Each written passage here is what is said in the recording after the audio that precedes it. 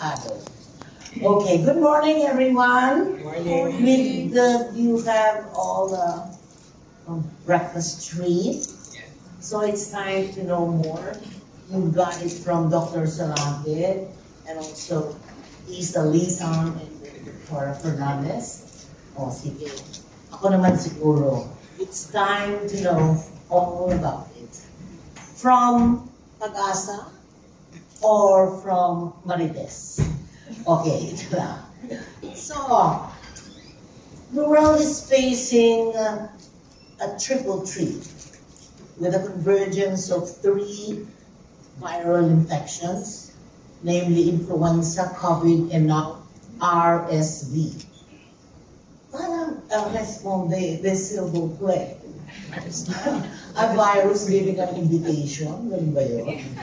Or is it saying that a virus inviting you to raise awareness, concern, precautions to reduce risk and stay safe?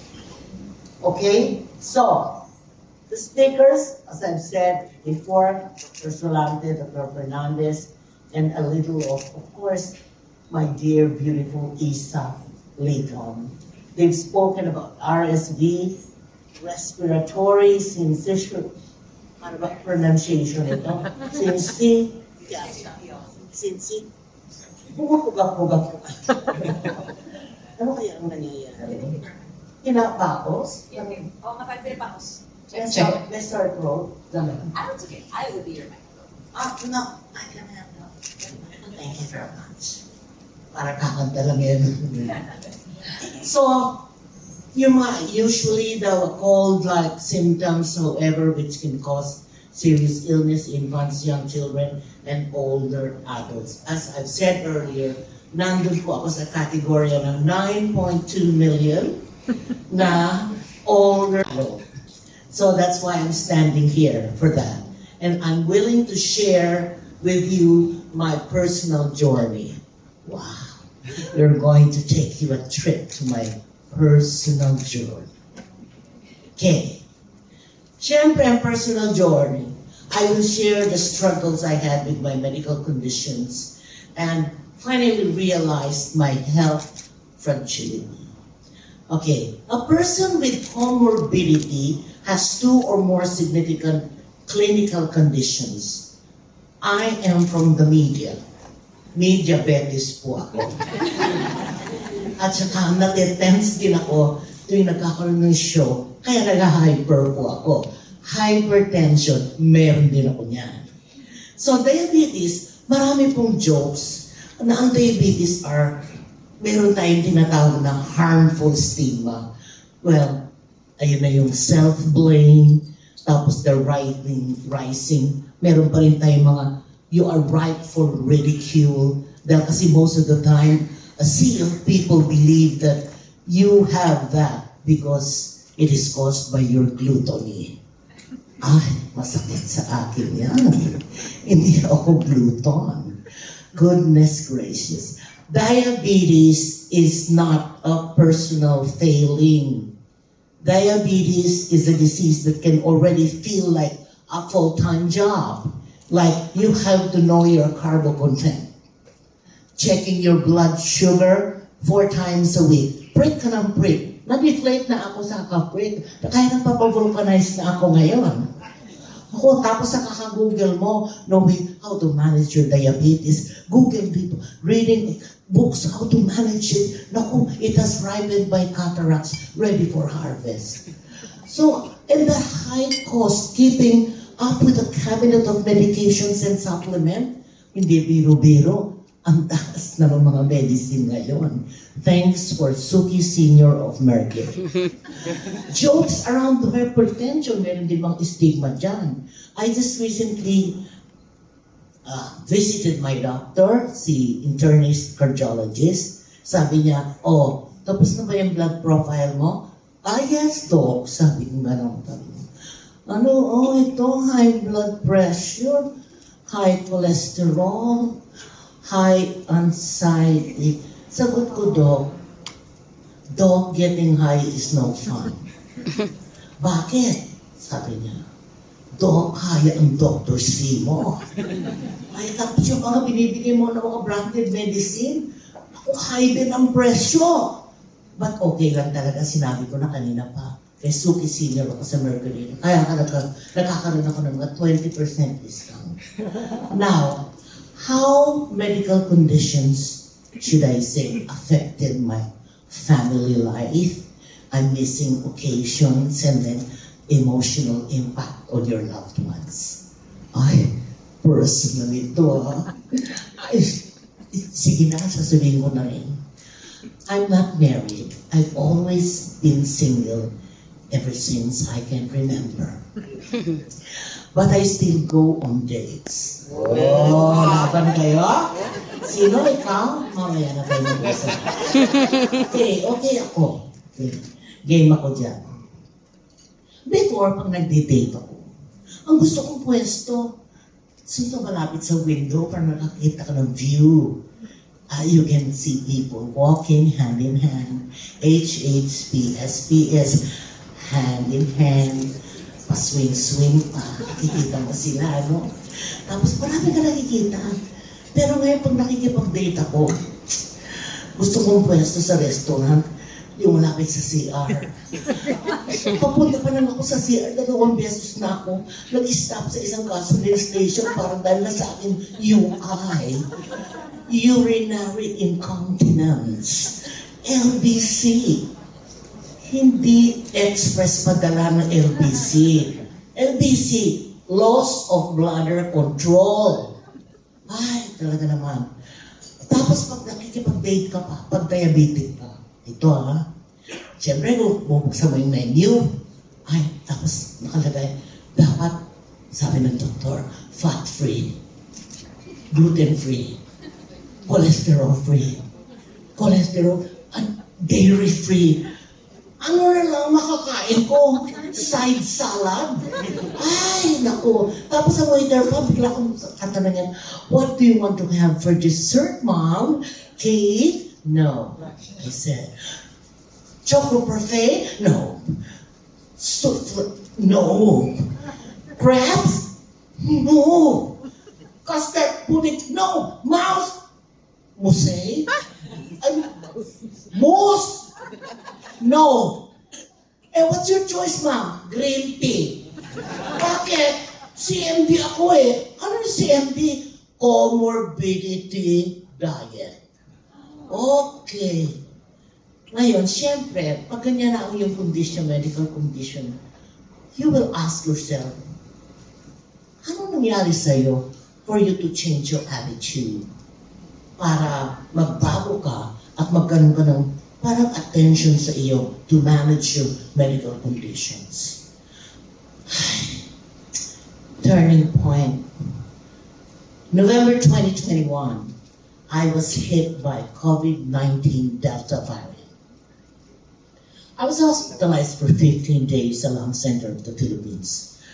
I went through restrictions which were major, ika nga ni Venus Ra. Okay?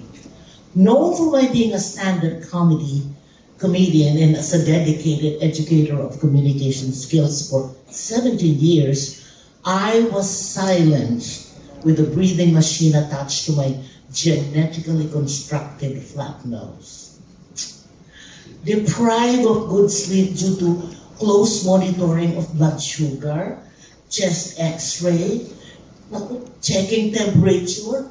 Di ba, huwag check yung temperature, pwede naman oral yan.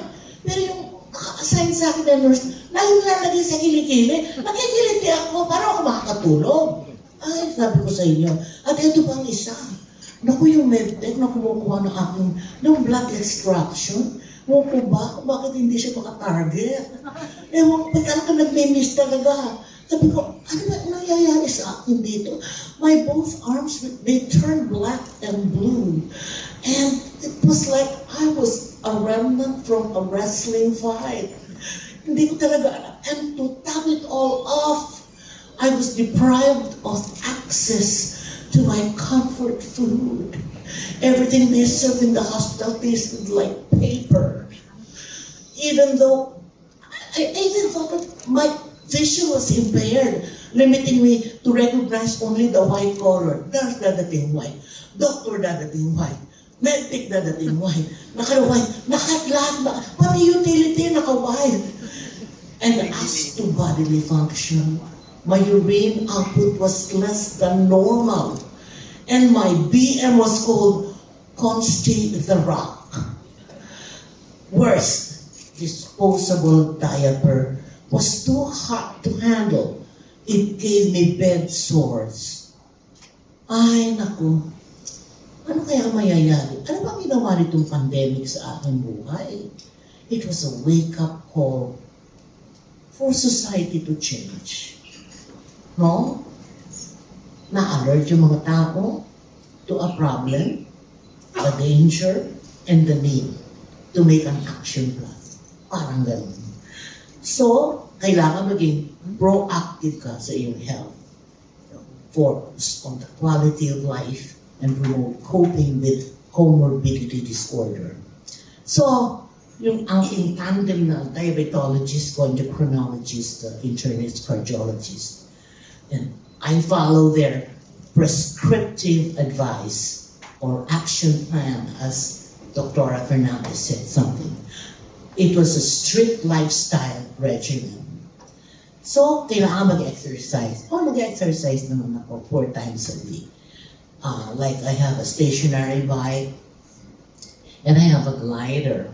So, okay na yon. Tapos, kailangan din mentally active ka. So, I go through brain jogging by reading and then newspapers, magazines. Nagbo-browse din ako sa internet. Pag-ganyan nila. Kahit na hanggang ngayon, ang alam ko lang delete. Okay. So, I stay connected with other people and then nurture relationships with my family, my friends, and my neighbors. Pero hindi ako nangangapit bahay. Yung iba kasi naglilipat bahay. The marriage is affected. Okay. Reach out to get involved in a community. Oh yes, I do that. I'm a member of the choir. I sing every Sunday as a choir if my schedule permits. And then also, I go to some sports activities like sungka. And tapos, meron din naman akong Bible study. Right? And then, this one is for real. Minimize stress a lot. A lot of illness are related to stress. Learn to unwind with your friends. And I do that. I have coffee with them, tea, o ganyan-ganyan. Tapos nagdi-discuss kami ng mga Netflix, Prime Video, HBO, and Korean drama. Ay, gusto ko yun. Arigatou gozaimasu ka. Japanese din. Okay. So anong masasabi ko? Siguro, ang masasabi ko lang, in a nutshell, invest in your health. You need it every day.